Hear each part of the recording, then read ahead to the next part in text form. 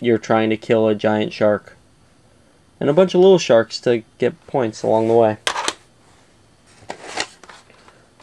We got, let's see, Kirby's Adventure.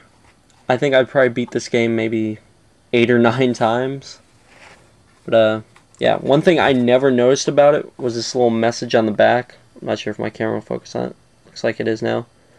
But, yeah, until I bought a game, I think it was last week, I had actually never noticed this message on the back saying, was it, this game pack contains battery? No, not that one.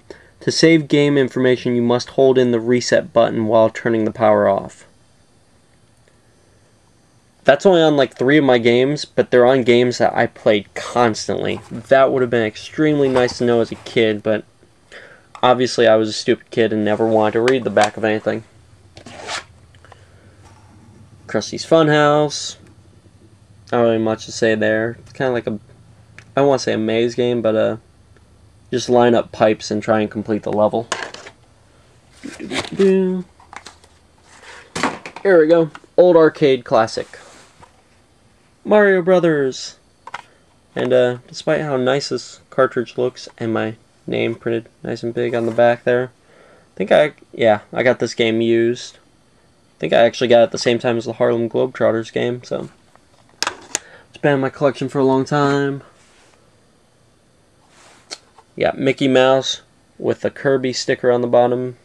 Like I said, it's actually a really fun game when I was younger. I'm sure even now it would still be fun. But, yeah, obviously it was one of my favorites. Going on. Here's a game I played a lot as a kid, but never had a copy of it until I want to say maybe a month ago. I ended up finding a copy of this. I have Mega Man 2. Then I actually have Mega Man 3 that my dad got for me when I was younger. I know he got that from a used game store. And here's one where I have no idea what happened to my instruction booklet, but I have Mega Man 6 as well. And my instruction booklet actually has all the codes for the game that I ended up finding out before we even had computers or a cheat book or anything. So, woo, Mega Man! I think eventually I'm going to try and finish up my series of this. Obviously I've got the anniversary collection, so maybe that's where my book is even, since the code still worked on there. And we've got, once again, I think the only golf game I have aside from one that's on the Virtual Boy is NES Open. It's actually really, really addicting. And, yeah, I honestly don't remember the little mole guy being in the game, because that would have been funny as hell to try and hit them with a ball, but still, needless to say, it was a really fun game, and I actually really enjoyed playing golf on it. But I don't think ever again since. Alright, and we've got, if I can get these games out, 2 more games I managed to pick up. Actually never, whoa, no! Uh-oh.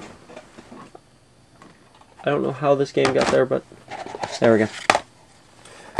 Managed to find Ninja Gaiden 1 and 2 when Game Force by Me actually just opened up a couple months ago. I never played them on the original system, but when ROMs were big, I actually went through and played through both of these games. I think I had to use cheats though, but yeah, come to think of it, I think I'm going to end up doing these for a retro playthrough. I still need to get the 3rd one though, so I'm still on the lookout for that one. Actually just found out that there was a new store that opened up by me called Games Galore, so I think I'm going to go and check that out today. Here's a pinball game. Another game I actually did get brand new, but for some reason it doesn't have one of my favorite stickers on there. I used to play this, God, I can't even tell you how many hours I played this. This game probably has more hours on it than, I don't know, any of my 360 games right now. There we go. Alright, here's a game that I actually just picked up.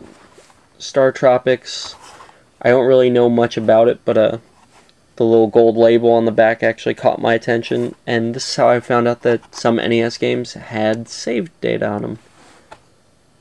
I have no idea why that P is on there, but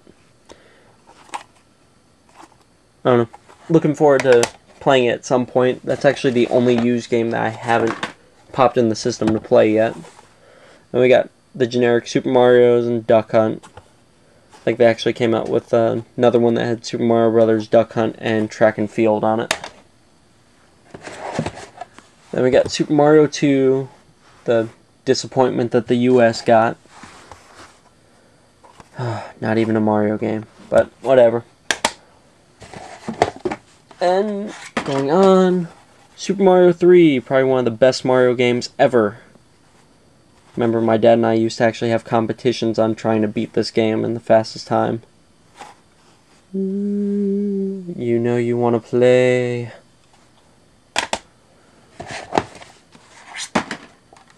Ta-da! The original Ninja Turtles. Probably, I don't know, I would put this game probably on the same scale as Ninja Gaiden as far as trying to beat it. At least for a kid. I haven't played it in a long time, but I remember this game being extremely difficult. But adding to it, huge Ninja Turtle fan, I've got the second one that's an arcade game, and the biggest surprise of all, even though I did get the third game brand new, you saw the book there, this is my Ninja Turtles 3. Something happened to the case originally, and my dad went and got another Super Mario Bros. Duck Hunt game. I don't know, I think he got it obviously at an old used game store, but went ahead, popped the screws off the back and switched out the cards, and I just put a Ninja Turtle 3 sticker over it just so I knew which game it was.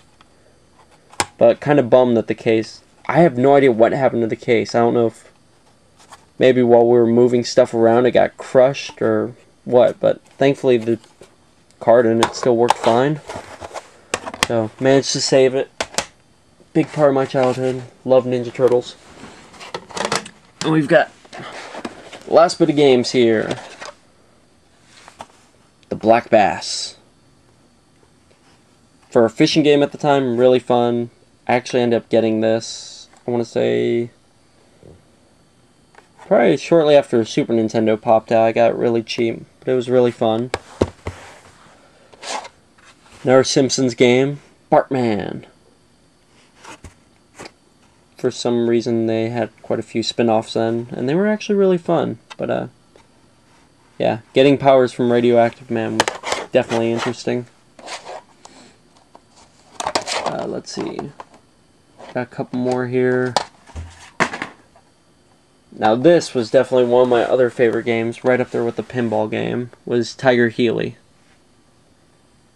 Old helicopter game where you just went around and blew shit up.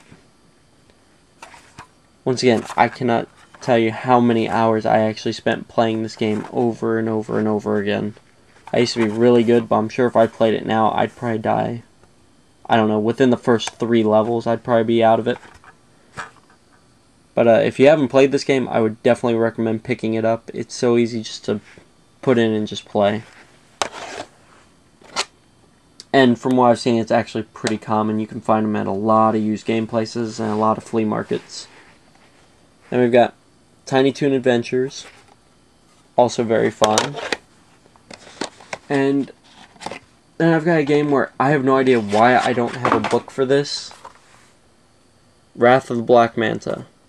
For some reason as a kid this was one of my favorite games, and we actually did have it brand new at one time.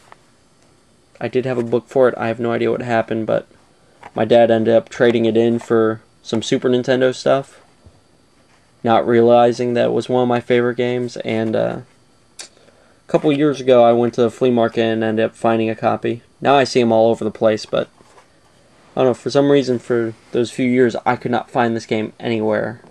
And when I finally found it, I just had to have it, so I managed to get it. And yeah, just under 20 minutes. There's my game collection for the NES. Stay tuned next week for the Super Nintendo. Should be fun. Later.